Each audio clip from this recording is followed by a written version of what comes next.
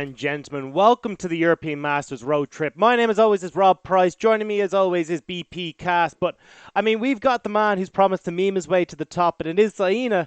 And I'm delighted to have you onto the broadcast, dude. And I can't wait to hear everything you've got to tell us. Thank you so much. I do appreciate it. It's a pleasure being here. Awesome. So, obviously, representing the EBL, you guys have had a pretty serious run in a few of these events. I mean, when we look at it, Aces ROG did fantastic with ClickTech, who did amazing. So, like, you guys are kind of pushing the top spots in a lot of these situations.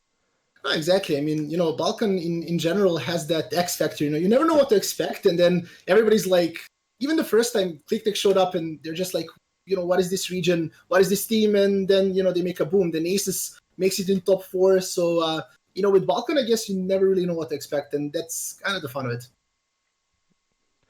Yeah, most certainly is. Something I want to bring up, I was going to say something before you go on, Rob, is I want to bring up straight away, and I want to talk about, is the third seeding in main groups for Balkans for their #1 team. I want to know your opinion. I want to know how you feel about that, and what's the general feeling in EBL given because they did you dirty. They did you dirty. Yeah, it's okay. I think it's bullshit, so you're fine to say that. I mean, okay. Historically, if you look at our group draws, we've been doing pretty well. I feel like whenever we draw groups, I don't want to say we're lucky. We get good teams. So to be honest, I'm not concerned about the group draw at all.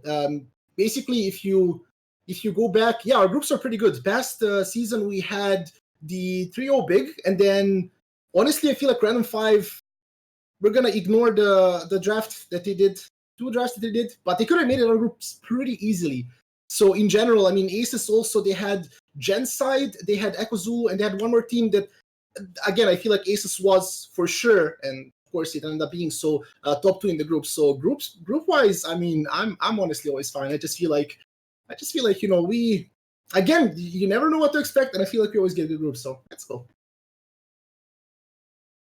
So obviously the EBL is coming in towards its final curtain as such for summer, and you've got your Aces back in there, of course, and you've got like a couple of other small. I had a quick look today. I won't lie, I don't watch every single League of Legends tournament ever, so I do apologize if my knowledge isn't exactly 100% on it. But you guys have looked pretty competitive as the season goes. Oh man, this season it's.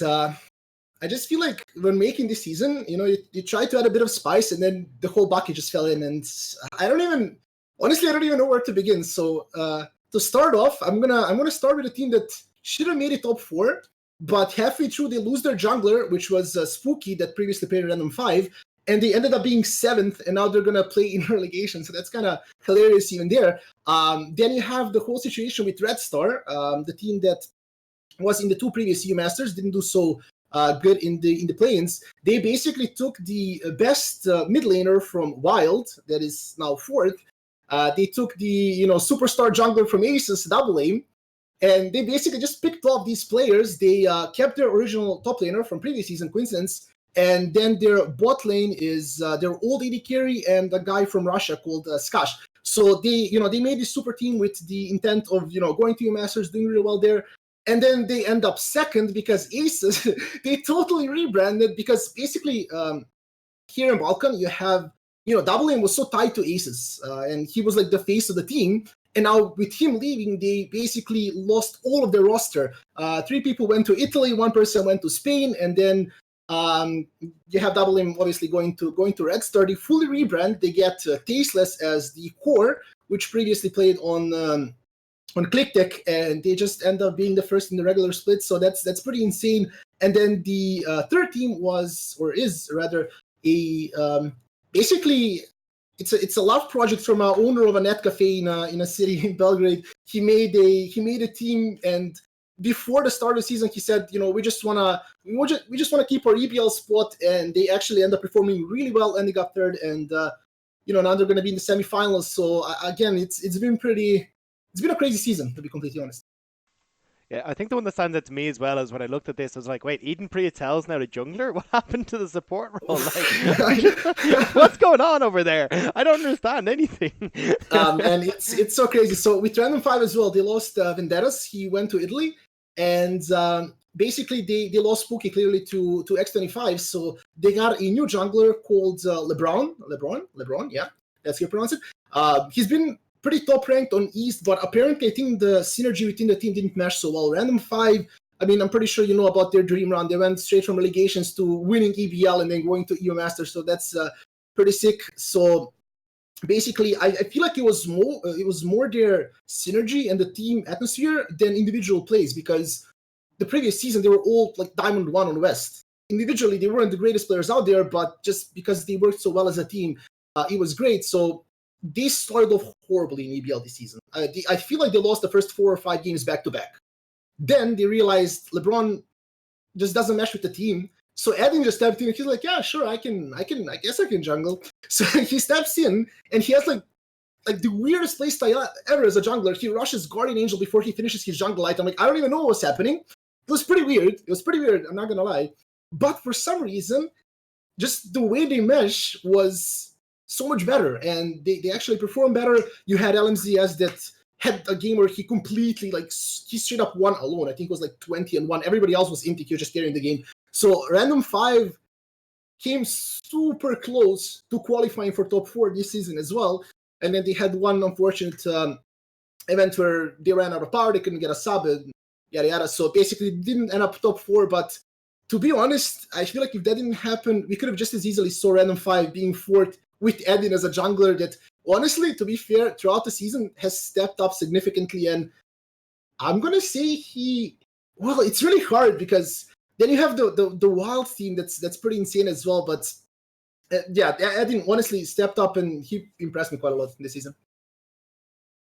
So let's talk about the top 4, obviously. You've got Asus Rogue Elite, I'm going to butcher this name, so I do apologize, Crvena Zvezda, and Level Up Rhinos, Wild Multi-Gaming, of course, as well. I think I was close, but again, we were told how to say that last EU Masters, and we still butchered it, so I do apologize to anyone who's just, like, getting really mad at me. But I wanted to ask you, is there any particular standout players? Like, who are the guys on each of these teams that are going to be if they have a good game or a bad game, is going to be the difference whether or not they go through to the top 2 and get to EU Masters?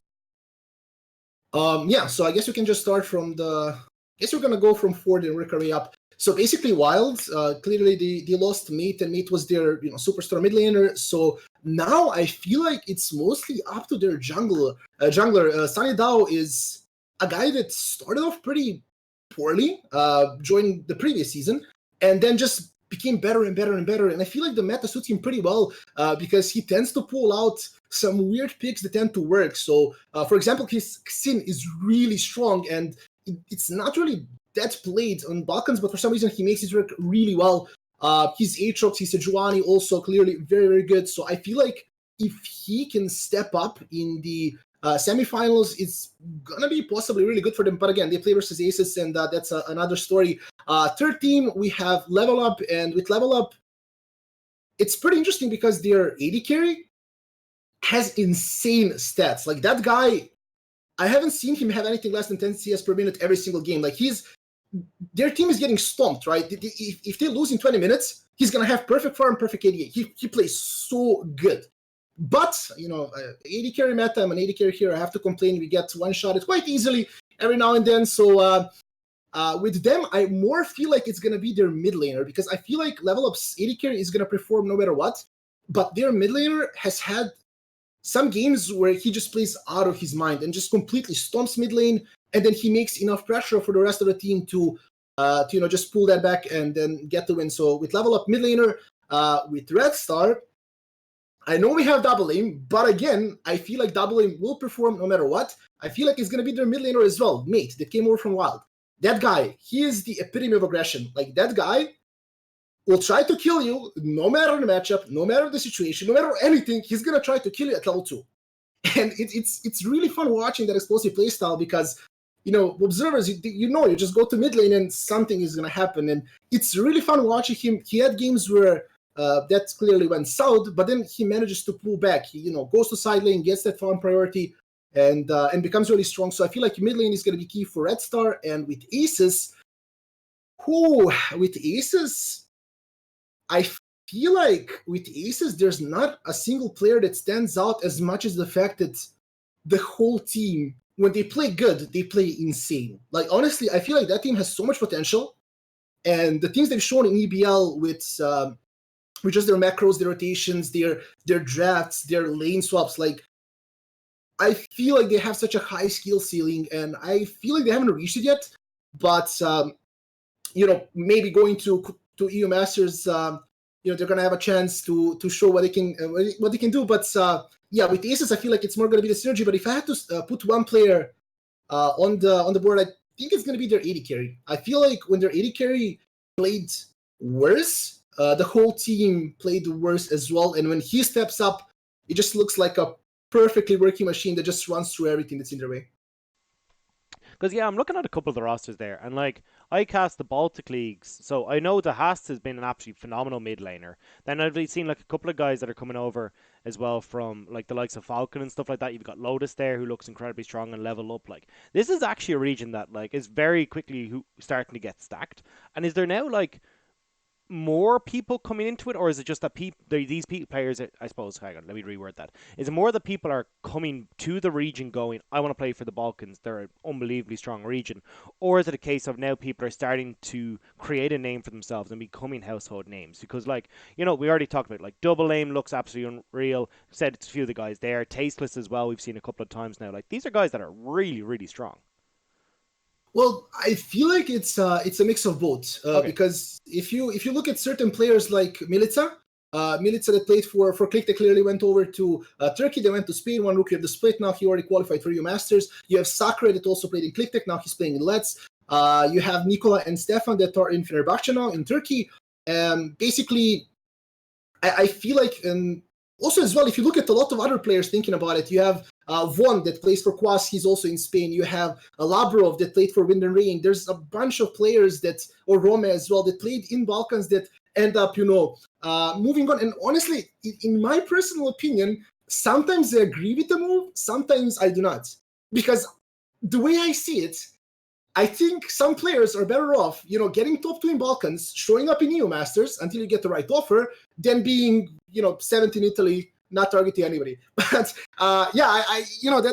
kind of the way I see it. And there's players making a name for themselves. There's also those stories about, we had another team disregarding EU Masters for 1 second. We had Upper Echelon that came from the National League of Slovenia, and they almost ended up fourth. So they almost had a dream run where they qualify and they go on their way to EU Masters. So I just think it's a mix, and for some players clearly it's working out pretty well.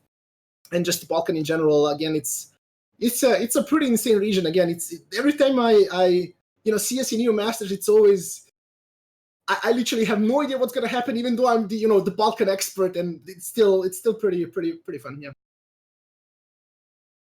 So something I wanted to ask as well was that obviously, the Balkans has had a fairly decent run in terms of history within for the EU Masters. Last year, or last split, I should say, spring 2019, wasn't the best of times to be a Balkans fan. And I wanted to ask, kind of for your experience or anything like that, what was it like as a fan kind of looking at it? What were your expectations, if you like, going into spring?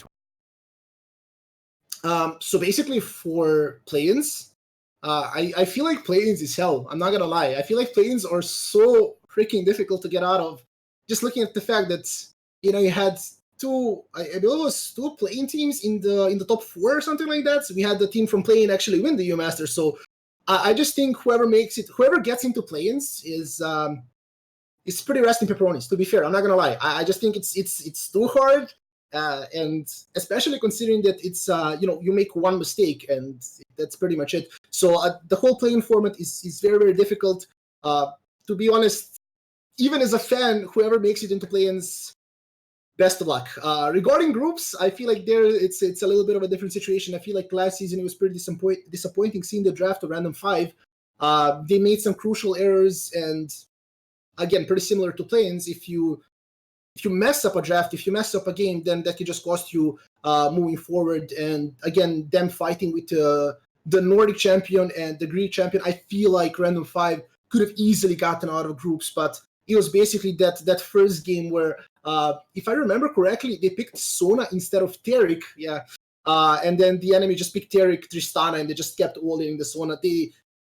they had no idea what to do in that situation. So it felt pretty bad as a fan, and especially meeting the guys from Random 5. They're basically a bunch of friends that just have a blast playing League. So it did feel pretty bad, but you know what are we gonna do? Then it felt pretty good when we had ClickTech, when we had Aces. It's okay to have one season to let the other region shine, no? And is that kind of a thing then in the Balkans? Because it sounds like there's a couple of teams that are all just, we're friends, we've great synergy together, we're just going to go out and kick ass. Because oftentimes that kind of seems to be the case where a lot of these guys are friends. They create almost this super team that just seems to beat everyone. Is there a lot of teams like that in the Balkans? I don't feel like there is, to be fair. I feel like that's what made the Random 5 story so special. Because, again, you had that relegation to, or rather qualification to EU Master story, and now we had upper echelon that came close, a Slovenian team, but I feel like Random 5 was pretty unique in their own way. Again, from the way the team was formed, from the way that they had the experience of Edin coaching them through everything, and just even their picks. I mean, they were playing with Warwick, they were playing like even Yasuo before anybody else ran it. So yeah, I feel like they were pretty unique in their own way. And again, now clearly, if you look at it, when you go to Friendship, I mean, Red Star is composed of the best players from each team from the previous season. So I think that's out of the way, which I also believe is here, because you want to make the best team, you want to make the best career for yourself and the best name for your team. So I think that's pretty okay. But again, I was actually listening to the French caster that was here, the previous podcast we did, and I think it's kind of similar in the sense of the styles and the stories of this team. It's all very different, and again, I just think it makes it more fun. I'm just gonna turn off the AC because I'm freezing. Okay, there we go. Now we can keep on. But yeah, basically, friendship-wise, I think, like, if you look at, for example, Aces, their captain is trash talking absolutely everybody, and I just think that it's really fun when we meet at a LAN and we sit down, we have a drink. It's all cool and we're all nice, but at the same time, you have that's one team that's gonna trash talk everybody. You have that one team that's gonna be super friendly. You have Random 5 that it was really funny, an interview we did with them after they lost so many games and that they actually beat Aces. Our host was like, this is an upset, did you expect it? And he's like, we're the champions of EBL, what are you talking about? So it's a mix of personalities, it's a mix of meshes of people in general, and yeah, I think each team has their own story. So obviously, the Balkans is consisting of a couple of different kind of like nationalities and such. And have you ever, like, looking at the EU Masters, have you ever kind of like looked at a matchup or a particular region and gone, please, I don't care if we lose as long as they don't win? Is there like any kind of like region that you guys like, kind of have a rivalry, if you like, against, or something similar to that? Or is it just all kind of like, what, we're going to beat everybody and we'll just take anyone as they come? I don't feel like we have a certain region that we're targeting. To be completely fair, we have a bunch of our players that went on to other regions. We have, I believe, Xani that already qualified to EU Masters as a coach. Then we have Milica as well. We have a bunch of players. I don't feel like there's a particular rivalry. As far as other teams, there's certain teams where like we hope we don't end up in their group for clear reasons. But other than that, no, I really don't feel like there's a certain region that we really don't want to win. So yeah, again, it's mostly just we hope we don't get some teams in groups, and that's about that. Is there a few or is there, like, going into European Masters, obviously then, you've got the teams that are coming in from play-ins and yourselves are kind of locked in with those guys as a third seed and you got second and the first seeds and everything like that. But I was kind of looking at it and going, to be honest, I don't really want to face half the teams in the play-ins anyway. Like, I wouldn't put them as a third seed regardless. So, yeah. Coming into groups then, is there any say group run that you would like to have? Like, is there any certain teams that you guys are looking at going, do you know what, we could probably take these guys? Is it the UKLC? We might be able to take their playing team, or we might be able to do something different versus the Spain #1 team or something, I feel like, considering the format and considering the fact that Balkan is probably gonna show up with some weird picks that might surprise people, I'm particularly expecting it from Aces. That again, they have some crazy strats that they already shown. So personally, I'm wondering what else are they hiding, because clearly they're first, and the games they lost, because have in mind Aces beat Red Star 2 times already in the league part. and they are their most likely opponent in the finals. Again, clearly the semifinals is in 2 days, so they already beat the second place. The 2 games they lost, they straight up trolled.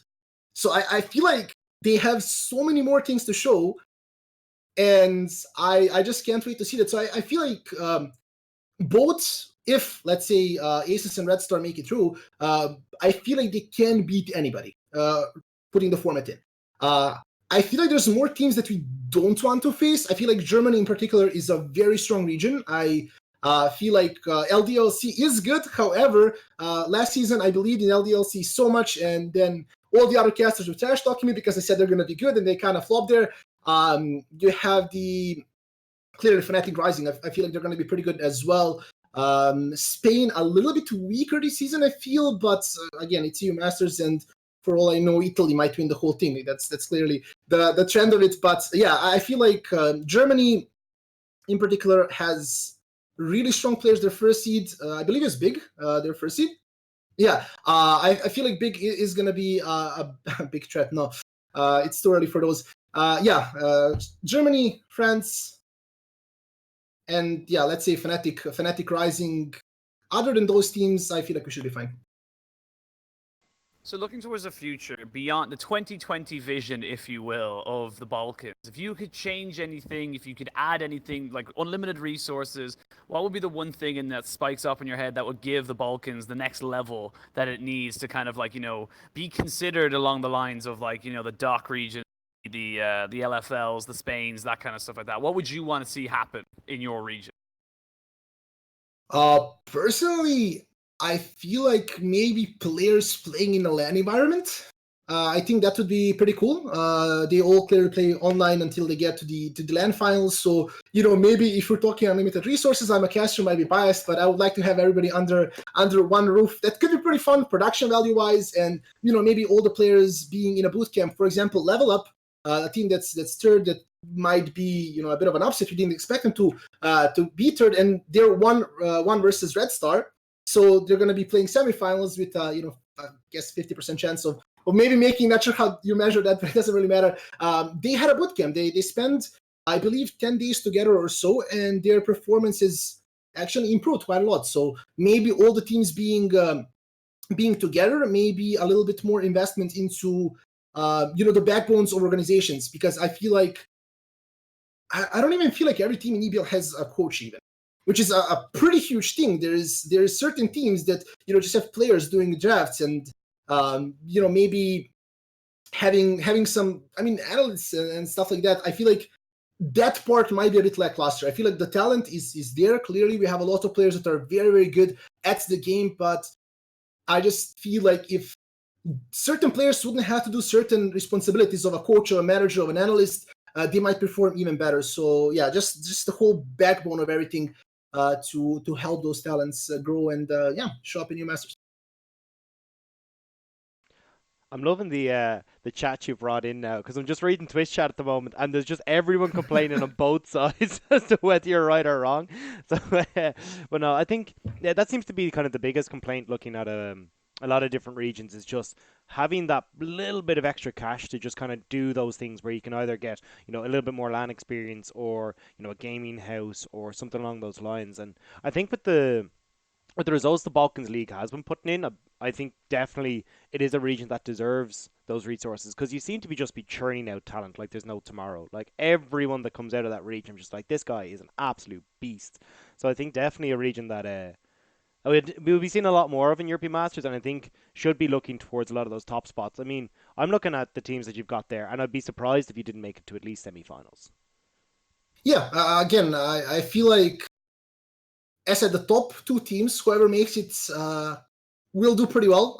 I feel like the Red Star, clearly a huge organization, maybe even the most invested into the team itself. And I feel like speaking about the organization, about the backbone of the whole team, I feel like Red Star kind of wants it the most, especially considering the fact that they keep being second in EBL, they keep doing nothing in play, and so now taking mates, I feel like they feel like it's their season and it's their time to do something. But on the other hand, again, you have Aces that just again is playing all out of their minds. So I feel like there could be a lot regarding the semifinals as well. I feel like Wild did step up, but I just don't see Aces losing. And then in the other semifinals, Red Star and Level Up, I think a lot is going to be decided on the first game. Level Up has a bunch of young players, and simply if they manage to win one game, they might do something. But overall, I do give more chances to Red Star. So again, if Aces and Red Star make it through, it's gonna be one hell of a ride. And again, planes, I again do believe it's gonna be so difficult. But group stages, I just believe in EBL. Again, I just feel like, as I said, we have the great group for us. We have a format that I feel like is okay for us in the groups. And yeah, I mean, to be fair, I'm cheering for semis at least. I've been to Poland clearly with Aces, so making it to semifinals means we might get to meet in person. And you're talking about talent. Wait until you meet our talent team. Just kidding, we're horrible. But yeah, I don't know. I just in general, I think it's gonna be a fun season. And again, just the thing that I love about EU Masters the most, just looking at every region, is that we literally have no idea who's going to win. Minus that first season where Origin, okay, super team, and they were made to win EU Masters. Other than that, literally anybody can take it. And I just feel like it wouldn't be fun any other way, to be honest. Just kind of looking towards as well. You mentioned Red Star. They've always come second. They've always been in the play-ins, and just like a little history lesson. Like the first time they went into play-ins, they won 1 game. Second time they won 2 games. So slight improvement. If do you think it becomes, when does it become kind of less than like an unfortunate thing and more of a habit, if you like, or kind of choke artists, if you like, of someone who kind of constantly comes second for the is this the last straw that they have to kind of get over those demons, or do you think they're going to keep coming back stronger and stronger every year until they eventually win the EBL? Well, I think persistency is the key, and I feel like Red Star up until this season have had some internal issues. And I feel like this season, they removed them. So I actually think now going into LANs, going into high-stake games, both the finals and the EU Masters, I feel like they should and will be a lot better. And I just think, knowing people and talking with people from Red Star, they really want it. They really want to show that they can do a lot more than that. So I really don't feel like they're going to stop. I feel like even if they're again second, even if again they this time get 3 wins in the play-ins, I still feel like they're gonna keep going. I still feel like they're gonna keep coming back stronger and stronger until they eventually make it. Yeah, I think I'm kind of caught between the two teams because I'm looking at them and I'm like, I really don't know what way this is gonna go. And so if you're looking towards European Masters and say it is Aces Rock and it is Red Star who are going, who do you think is going to make it further between those two teams? Because obviously you're saying Aces Rock looks super strong, they look like they're nearly on point, everything just seems to be working for them. But Red Star obviously has a lot of that kind of the star power that we've been looking at for a few of these guys. So do you think it'll be one that makes it the furthest? Do you think one of them will fall out earlier, or what's the story? I think it's going to be pretty difficult to tell, considering the fact that the way EPL goes, those two teams might not even make it to the finals. Because if you look at last season, we had Aces that was the clear favorite, losing to Random 5 in the semis. So again, let's say theoretically those two teams make it. I feel like consistency-wise, on a higher level, I feel like Aces could do more. But then I feel like Red Star has that factor of if teams don't figure them out fast enough, they can stomp anybody. So it's more like the BAM factor of Red Star versus Aces that actually shown that their macro in, again, one particular game was completely insane, and then they showed a lot of flexibility in their draft and in the way they play. So I feel like both teams have a good chance. Again, clearly, I can't know the skill ceiling of Aces. I can't know how much Red Star can flex up what they're doing and, figure out new things. But again, considering the organization, considering the players, considering the fact that, clearly every single one of these players knows what they need to do to be the best to show up in EU Masters, I feel like they're going to fix a lot of their problems going through. And I honestly feel like it's gonna be too hard, and it's one question. I'm sorry, but I don't think I have the answer for. It's I feel like from the semifinals to EU Masters, that period of practice and preparation is going to decide which team does better. Yeah. And then you're kind of touching on a few of them of the crazy picks that can come out. I mean, is that kind of the Balkan speciality you kind of touched on, or like what do you think it is that makes your region so unique and do so well when it comes towards those European Masters? I feel like partially it's just how much players want it. I feel like there's an insane amount of like when you see a player like Milica and Sakura that go through EBL and then just end up being so good and placing so high and playing in such good leagues. I feel like every other player that sees that, they're like, I want this for myself, and I know that if I win EBL, if I show up on EU Masters, I will get picked up by a better team. I might go into an academy, I might go into Let's. So I feel like just the path that those players made basically just showed other players that they could just walk down that path. They could do the same. They could be the next Saka. They could be the next Milica. And I feel like stuff like that kinds of releases players in a way. And then you have that factor. Plus, I do feel like the whole underdog mentality does go in our favor because, again, from the very start, everyone's like, who is this team? Who is this team? And then, if the enemies relax too much, then it can cost them quite a lot. So, I feel like that's those two factors are actually quite big. But other than that, I'm not really sure. I feel like every EBL team clearly is going to scream foreign teams as well. They're going to scream other leagues. So I think pick-wise, it will be pretty tricky because when you're playing within the league, then you can scream, for example, you're going to scream Spain, you're going to scream Germany, you're going to scream UK. But then when you have to actually play against them, then it's going to be really hard finding a high-quality scrim that's not going to involve the people you're going to play up against. So I think that's going to be quite tricky to organize. But pick-wise, I expect a lot of crazy. I mean, that's kind of what you're good. That's kind of what you're good at, and regarding Aces, and again, those two teams, if we're going to talk about them, regarding Aces, I expect a lot of crazy things on the macro scale, and regarding Red Star, I expect a lot of crazy things pick-wise, especially in their soul lanes. So I was going to ask you who you think was going to represent you, but I think we've already covered that pretty well. But what I do want to know is, in your eyes, what is considered a successful EU Masters endeavor? Like, is it just quarterfinals? Is it top four? Is it finals? Or and what is a disappointing one for you for these teams? Like, what will you come out with saying, you know what, we played well and I'm happy enough with that? Well, I feel like clearly getting into the LAN finals is going to be a success. I feel like making top four would be quite nice. Of course, we're always looking at maybe doing a little bit better than the last time. Then we had, ClickTech top 8, then we had top 4, then we didn't do anything. So it's kind of like depends on the way you look at it. But in my eyes, I think making it into the LAN finals is success, and a failure would be just honestly not making it out of groups. Now, I feel like that would be pretty disappointing. Again, the planes, I come back to that, super difficult. I think even if a team doesn't make it out of planes, I don't feel like they should be extremely disappointed because it can be any man's game. I mean, looking at the last planes, you had SK that was dominating and Red Star beating SK. So clearly planes can be a toss-up and it can go anyway, but I feel like not making it out of groups would be pretty disappointing, to be honest.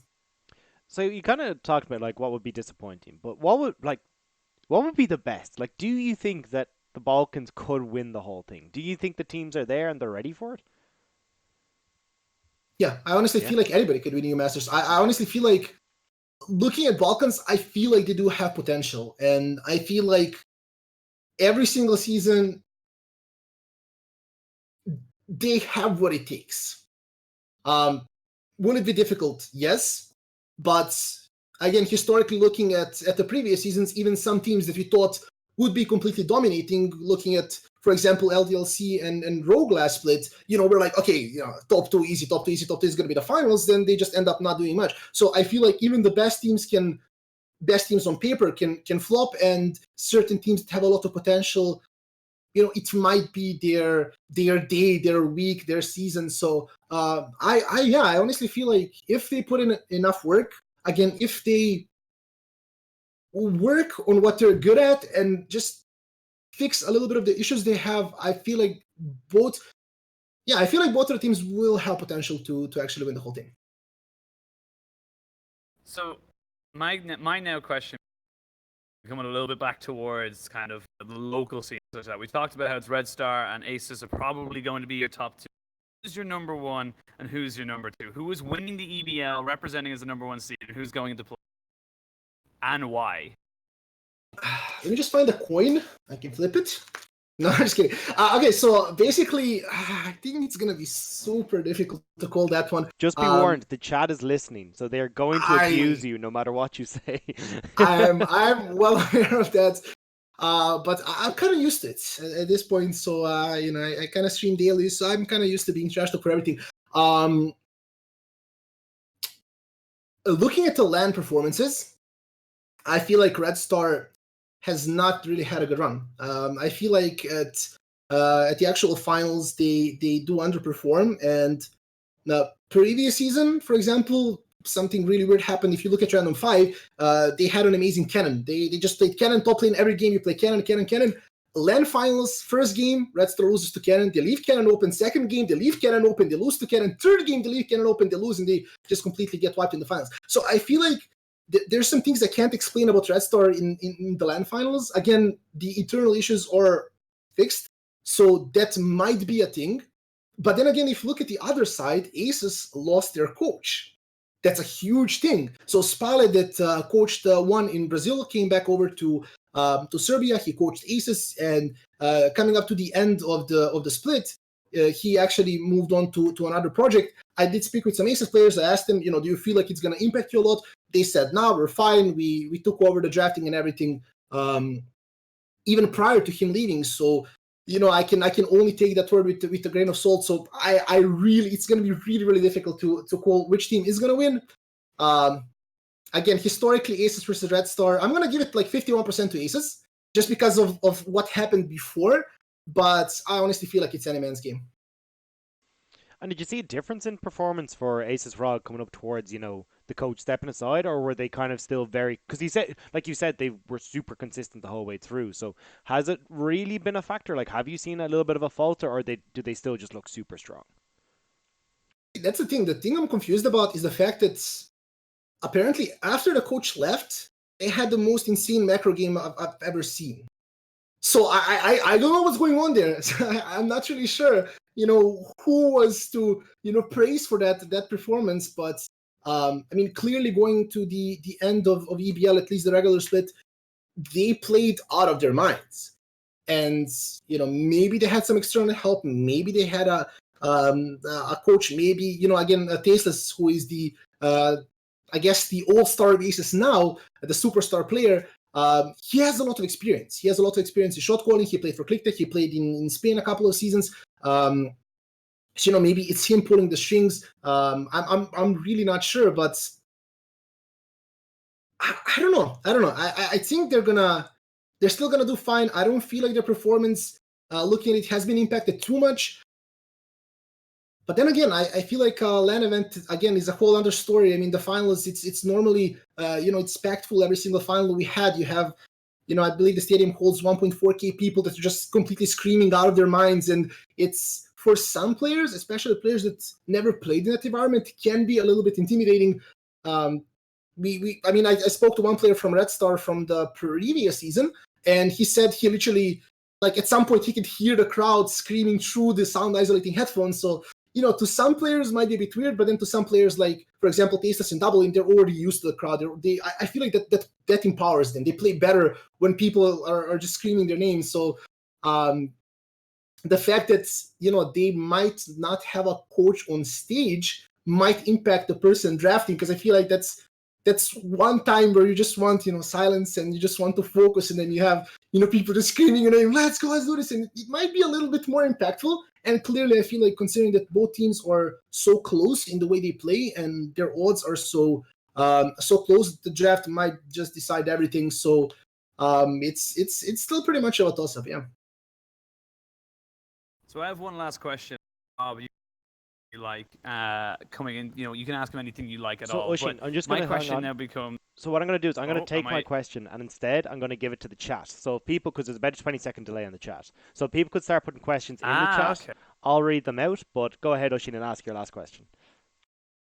All right, chat get last question. But my last question to you is, if a Balkans team does make it to the LAN finals, one, will you be there? And two, will you be like an ultra fan? Will you be like covered in like Red Star paint and just like completely go nuts for it? Yes and yes. Yeah, I mean for sure. If a Balkan team makes it to the LAN finals, I'm 100% going there. If I have to run from Belgrade to the events, I will do it. So you have my word for that. And yeah, I'm gonna see all the props I can get. Maybe a couple of flags, maybe some face paint, maybe the megaphone. Yeah, it could be loud. I could yeah, as long as I don't bother you guys while you're casting with my loudness from the crowd, I think I should be good to go. So for sure, if a Balkan team makes it top 4, I will be there. I love the newspaper headlines. Crazy man dressed in red and white or in Aces Rog colours runs through the streets. But yeah, I can see a couple of questions coming in here at the moment. So one question coming in from Vortex Strategy Fails is, who's the best player from this season right now in the Balkans? Who's your MVP, It's essentially, yeah. so basically, I feel like the finals are gonna decide that because right now, looking at the statistics, I feel like there is a lot of players that pull their weight. There is a lot of players that actually carry teams. Even looking at teams below top 4, we had somebody like LMZS that really played out of his mind. Top 4 wise, I feel like AD carries were really shining. So we do have Netza, we do have Plox, we have Goshujin that played so well, but at the same time, I feel like I didn't see them enough up against one another to actually say who is better. But I honestly feel like looking at the teams, they top 4, they have really consistent junglers. It's pretty interesting. Not a single jungler this season, and it might be partially the meta as well. Isn't that crazy hyper carry? Even Double Aim that is known for his "I will solo carry the game" style. I feel like this season he doesn't have to.